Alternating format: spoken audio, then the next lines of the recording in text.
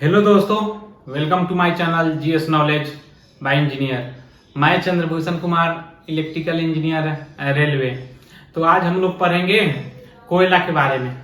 से कोयला क्या होता है, किसे कहते हैं, कैसे कोयला बनता है, कोयला के कितने प्रकार है, कौन कौन है, उसका अलग गुण क्या होता है, उस सब के बारे में देखेंगे। तो पीछे देख लीजिए कि कोयला का चित्र है। ये सभी कोयला है, जैसे लिग्नाइट हुआ, पीट हुआ, बिटुमिनस एंथ्रासाइट, ठीक ना। अलग अलग प्रकार का कोयला है। कोयला तो है लेकिन अलग अलग प्रकार की है। किस आधार पर कोयला का वर्गीकरण किया गया है, यानी क्या बांटा गया कि पीट कोयला है, ये लिग्नाइट है, ये बिटुमिनस है, ये एंथ्रासाइट है, इसके बारे में जानेंगे। उसके बारे में डिटेल से जानेंगे कि किस ताप पर कौन कोयला प्राप्त किया जाता है और किस ताप पर कौन कोयला प्राप्त किया जाता है, उसमें नमी कितना होता है। तो कोयला कार्बन और कार्बन के यौगिक से मिल के बनने वाला ठोस कार्बनिक पदार्थ होता है, जिसको काला कोयला कहा जाता है। कार्बन या कोयला या कार्बन और उसके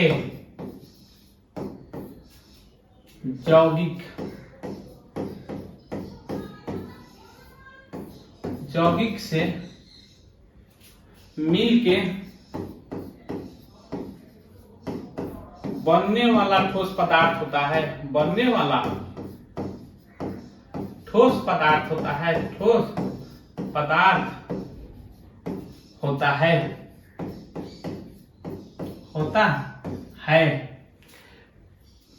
कोयला को काला सोना कहा जाता है, यानी कि कोयला को ब्लैक गोल्ड कहा जाता है। इसे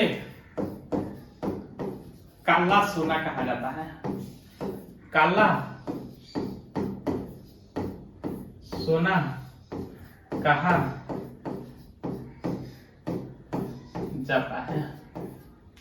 कोयला के उत्पादन में, भंडारण में सबसे अधिक है वो यूएसए है, उसके बाद चाइना आता है, उसके बाद रसिया आता है और चौथा नंबर पे भारत आता है। तो कोयला के उत्पादन में या भंडारण में सबसे बड़ा देश कौन माना जाता है, यानी कि कहने का सब वह कौन सा देश है जिसके पास सबसे ज्यादा भंडारण है कोयला का, तो वह है यूएसए। उसके बाद होता है चाइना, तब होता है रूस, तब आता है भारत। अगर भारत में बात किया जाए तो किस स्टेट में सबसे ज्यादा कोयला का भंडारण है, तो वह छत्तीसगढ़ है। छत्तीसगढ़ में जो है सबसे ज्यादा कोयला का भंडारण है। इसके जितना भी इंडिया में जितना भी पावर जनरेट होता है, यानी कि बिजली उत्पादन किया जाता है, उसमें से 66% जो बिजली होता है कोयला के सहायता से किया जाता है। अर्थात कोयला को, उस बिजली उत्पादन में कोयला को ईंधन के रूप में प्रयुक्त किया जाता है। तो भारत में बिजली उत्पादन का 66% में कोयला का प्रयोग किया जाता है। कोयला का प्रयोग किया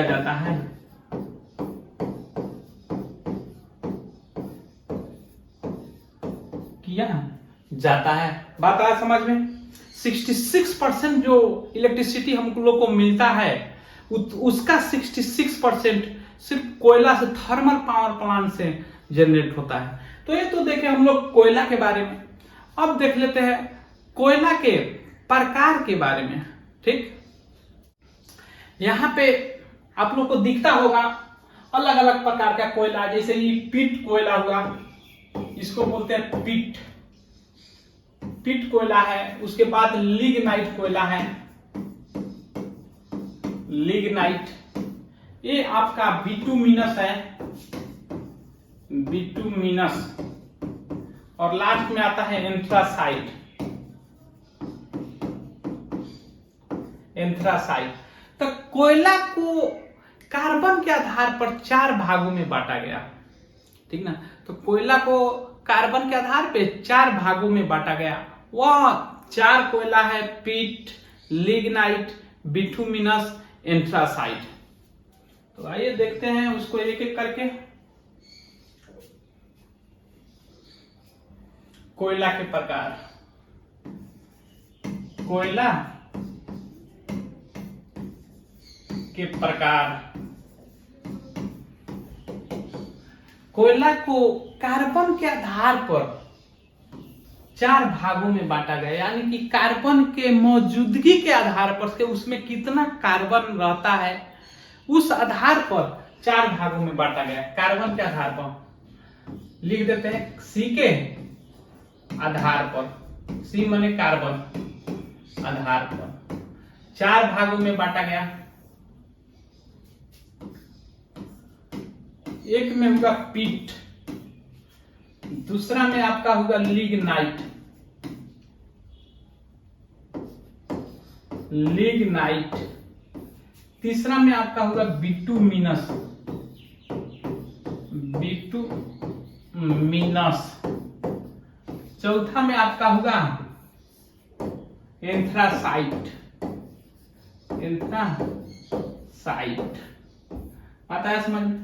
तो 4 प्रकार की होती है कार्बन के आधार पर। कोयला को 4 भागों में बांटा गया, 4 प्रकार में विभाजित किया गया। इसको याद रखने के लिए ट्रिक है, यहां पे लिख देते हैं ट्रिक,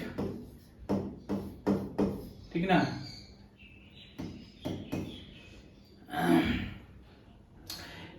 पी हो गया, लिग्नाइट हो गया, पीएल बार, पीएल ये ट्रिक है याद करने का चारों का। पीएल बार, पी माने पीठ हो गया आपका, पी माने पीठ हो गया, एल माने लिग्नाइट हो गया, बी माने बिटुमिनस हो गया, और ए से क्या हो जाएगा, एंथ्रासाइट हो गया। बात आया समझ में? तो कोयला के आधार पर वर्गीकरण किया गया है। तो पीठ जो सबसे प्रारंभिक कोयला होता है, जैसे कि कोयला बना प्राचीन काल में, पेड़ पौधे उपस्थित थे पृथ्वी पर, अभी भी उपस्थित है, लेकिन उस समय जो उपस्थित थे तो कुछ का भाग, कुछ अधिकांशतः भाग, ठीक ना, प्राकृतिक आपदा के कारण, जैसे कि वर्षा के कारण, आंधी तूफान के कारण, भूकंप के कारण धरती के अंदर चले गए। धरती के अंदर जाने के बाद धीरे धीरे धीरे धीरे उसका जो नमी और जल उपस्थित रहता है वो बाहर आने लगा और वो कार्बन में बदलने लगा, ठीक ना। तो उसी को बदलने की पर लकड़ी को समय के साथ उच्च ताप दाब पर कार्बन में बदलने की प्रक्रिया को कार्बनीकरण कहते हैं, और वही जो पदार्थ बदल गया कार्बन में उसको कोयला कहते हैं। कोयला जो कार्बन में बदल गया उसको कोयला कहा गया।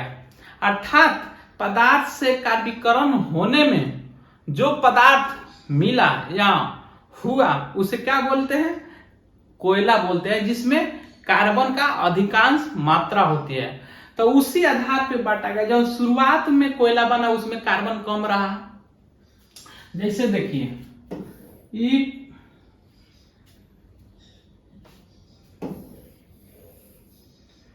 ये पृथ्वी का सतह हो गया,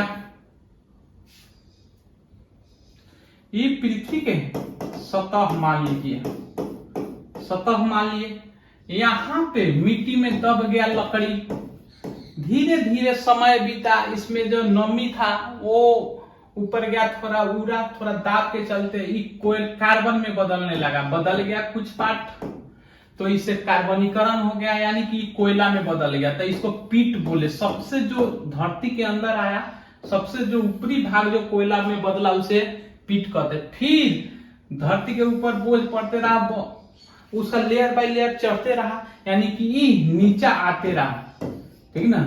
तो फिर नीचे आया तो इसके कंपेयर में इस पे ज्यादा दाब ताप हो गया, दाब बढ़ा, ताप बढ़ गया, ठीक ना। तो इसका क्या होगा, इसका और नमी घट गया और नमी ऊपर चला गया, यानी कि खत्म हो गया। इसमें जो कुछ नमी था इसमें और नमी कम हो गया, यानी ताप दाब के कारण, ठीक ना। तो इसमें कार्बन की मात्रा और बढ़ गया, सी का मात्रा और बढ़ गया, तो इससे हम लोग बोले लिग्नाइट।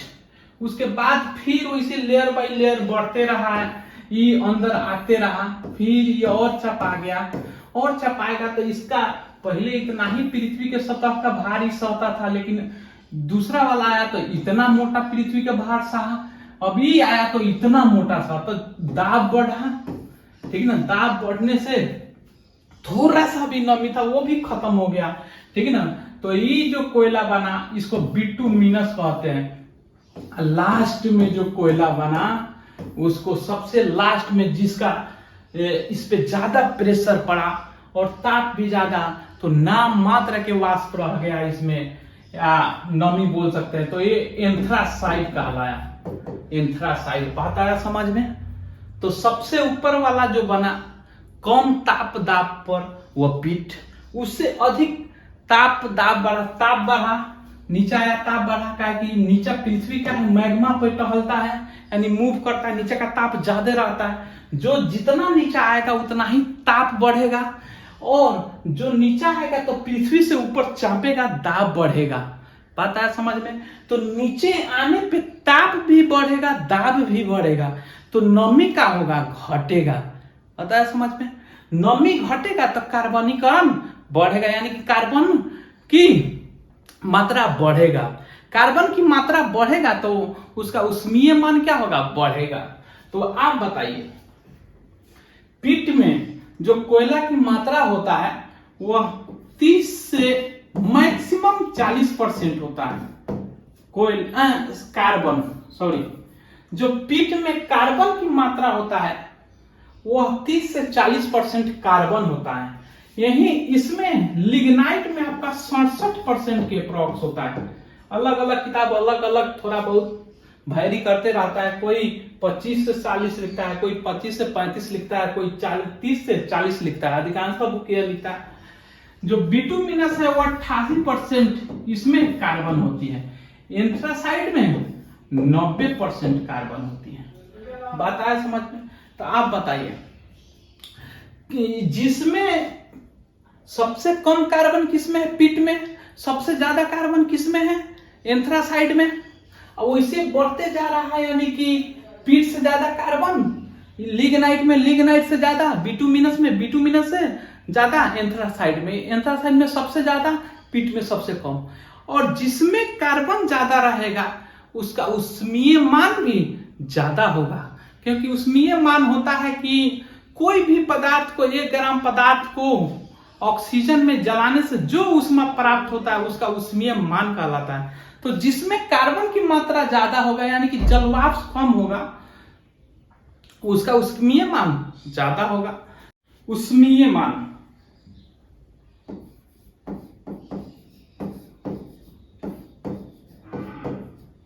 तो हम बोल रहे हैं कि जिसमें कार्बन की मात्रा अधिक होगा उसका उष्मीय मान अधिक होगा, ठीक, यानी कि ऊष्मा ज्यादा निकालेगा।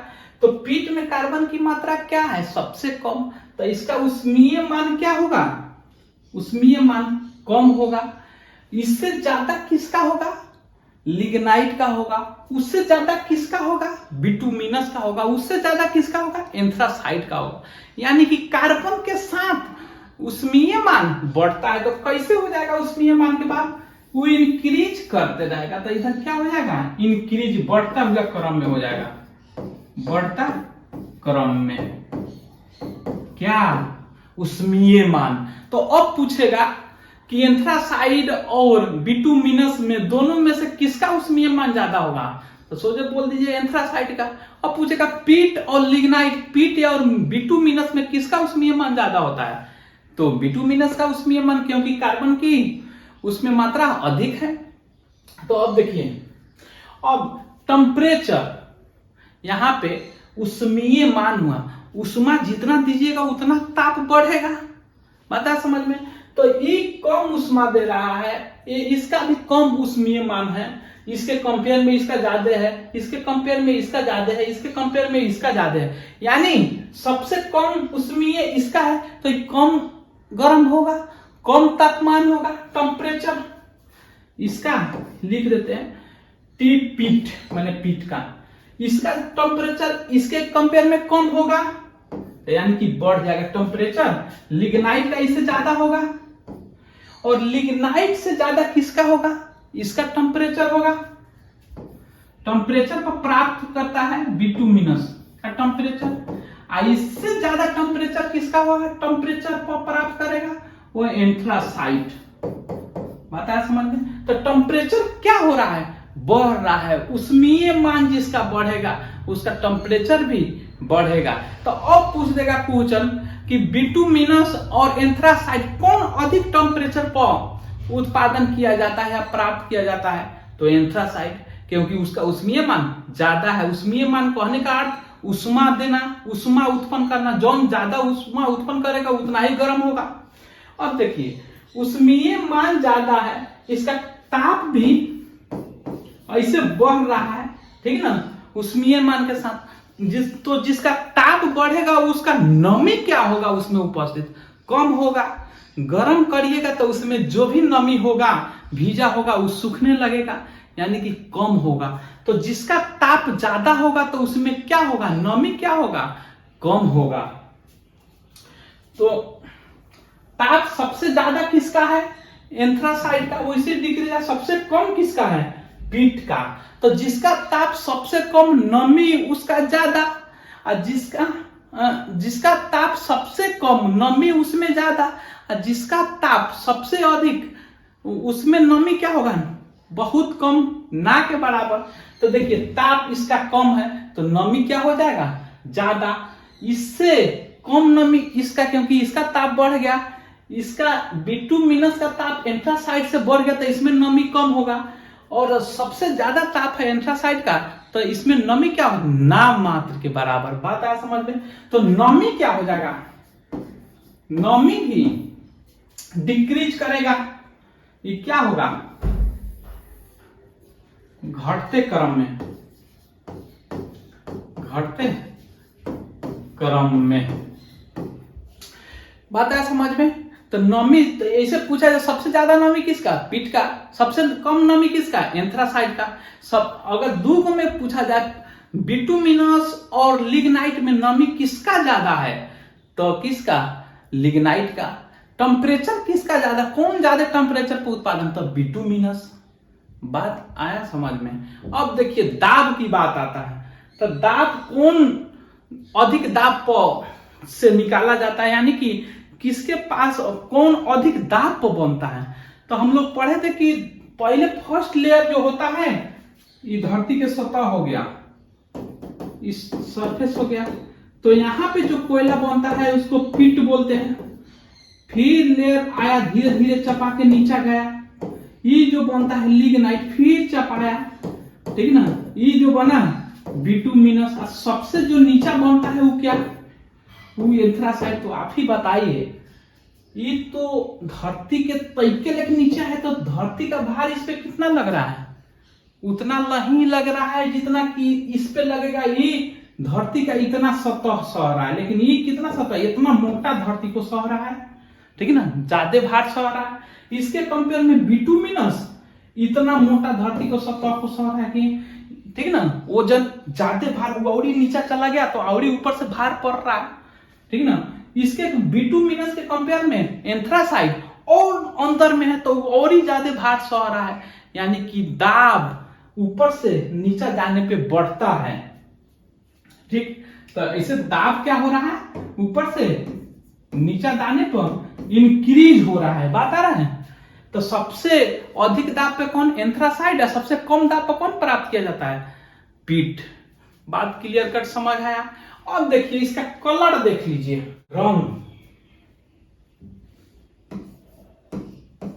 रंग देख लीजिए। जो पीट होता है आपका, इसे लिख देते हैं पी से पीट, इसका कलर जो होता है भूरा काला रंग का, भूरा काला रंग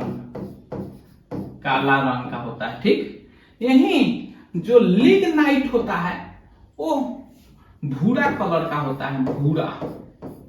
इसके बाद बिटुमिनस होता है, ठीक ना, गहरा भूरा, गहरी माने डीप भूरा या काला। वहीं एंथ्रासाइड होता है, ये से एंथ्रासाइड जो होता है चमकीला काला, उसका कलर क्या रहता है, चमकदार काला। बात आया समझ में? अब देखिए इसका प्रयोग देख लीजिए, इसी में देख लीजिए, ये तो कलर हो गया, रंग हो गया, रंग। अब इसमें लिख देते हैं प्रयोग, यूज, कहां प्रयोग होता है।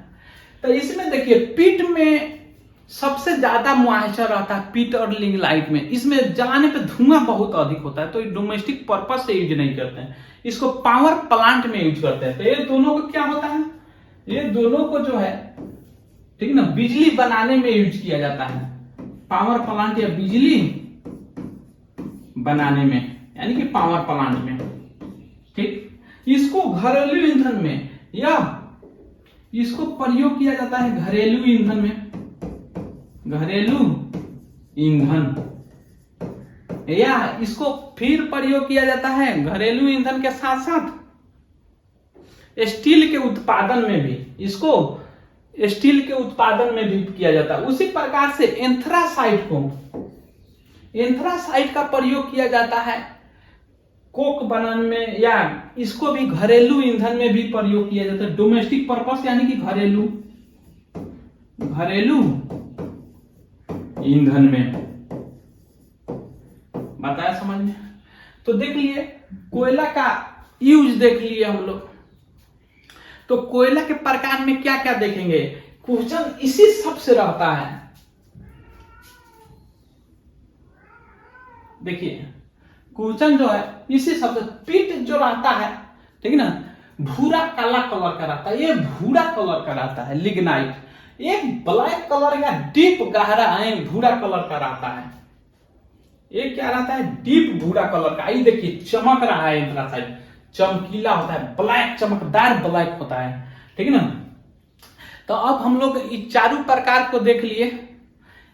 तो इसमें याद करने वाला बात जो रहता है, एक में देख लीजिएगा क्वेश्चन इसी बीच से रहता है। एक में परसेंटेज, कार्बन के परसेंटेज जो पीट में रहता है 30 से 40% के प्रॉक्स, बिटुमिनस में 67%, सॉरी पीट में रहता है आपका 30 से 40%, लिग्नाइट में रहता है 67%, बिटुमिनस में 88% रहता है, वहीं एंथ्रासाइड में 94% रहता है। जिसमें कार्बन की मात्रा अधिक होगा उसका ऊष्मीय मान अधिक होगा, जिसका ऊष्मीय मान अधिक होगा उसमें ताप का मान अधिक होगा, ताप जिसका अधिक होगा उसमें नमी कम होगा, जिसका नमी कम होगा, ठीक है ना, तो धुआं कम निकलेगा। पता है समझ में? नमी कम होगा तो धुआं क्या होगा, कम निकलेगा, और कम धुआं निकलेगा तो अच्छा क्वालिटी का कोयला माना जाएगा। पता है समझ में? तो ऐसे से ये भी देख सकते हैं आप लोग कि इसका प्रकृति भी एक देख सकते हैं, प्रकृति यानी कि कठोर प्रकृति। जो ये होता है पीट, जो होता है पीट कलर का कोयला या भूरभूरा होता है,